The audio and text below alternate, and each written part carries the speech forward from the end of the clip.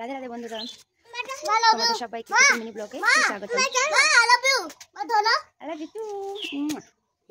তো শুরু করছি আমার চাষবাসের জমি জায়গা দেখানো তোমাদেরকে। আমি খুবই ভালোবাসি, তো বাড়িতে একটা করতে চাচ্ছি, এটা আমার বলা বল, কারণ এটা আমার যা বানিয়েছে, এটা আমার দেশের বাড়িতে। এটা হচ্ছে বেগুন গাছ, ছোটো ছোটো বেগুন, কাটা বেগুন।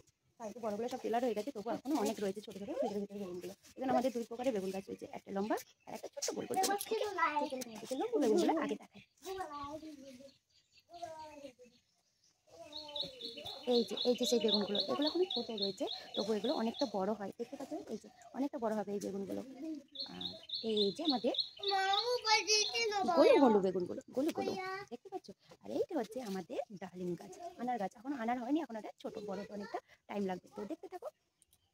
হ্যাঁ, তোমাদের থেকে একটা জিনিস দেখাতে ভুলে গেছি, সেটা হচ্ছে সুপারি গাছ। সুপারি গাছগুলো এই মুহূর্তে এখনই ছোট রয়েছে, কেবলই বোনা হয়েছে, এটাকে তুলে তুলে লাগাতে হবে। আর দেখতে পাচ্ছ যেগুলো তুলে তুলে লাগিয়েছি সেগুলো বড় হয়ে গেছে, ছোট তুলে অন্য জায়গায় লাগাতে হবে। আর এই যে দেখতে পাচ্ছ, এগুলো আমাদের ফুল গাছ।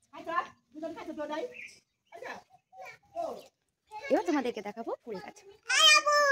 আয় যা লাগবে, এই যে আমাদের এটা হচ্ছে ফুল গাছ। ফুল গাছগুলো কেমন হয়েছে দেখতে অবশ্যই জানাবে। বাড়ি দুটো ছোট ছোট মশলা। ওই যে ওইটা আমার শাশুড়ি মা।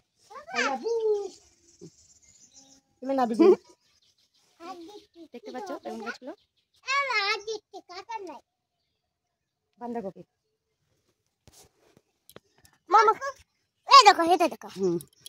ফুলকপি, সব থেকে বড় ফুলকপি এটা।